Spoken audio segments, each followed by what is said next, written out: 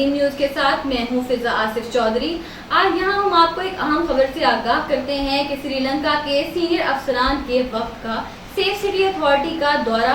وفد میں administration, police, public administration services کے افسران شامل۔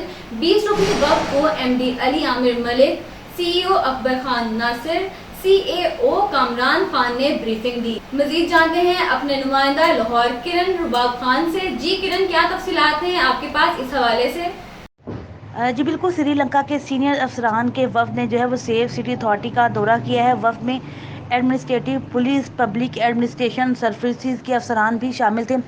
20 رکنی وفد کو ایم ڈی علی عامر ملک، سی ای او اکبر ناصر خان اور سی اے او کامران خان نے بریفنگ دی۔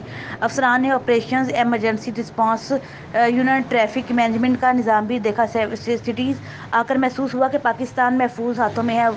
وفد نے سیف سٹی اتھارٹی کو کہا کہ اسمارٹ سٹی کے اس تجربے سے فائدہ بھی اٹھایا جا سکتا ہے۔ سری لنکن کرکٹ ٹیم بھی ان سیکیورٹی کے تمام انتظامات سے جو ہے ان سے مطمئن نظر آئے گی۔ سیف سٹیز کی جانب سے وفد کو جو ہے وہ یادگاری شیلڈز بھی پیش کی گئی۔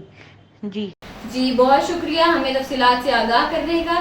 مزید خبروں اور اپڈیٹس کے لیے وزٹ کیجیے ہماری ویب سائٹ azimnews.tv۔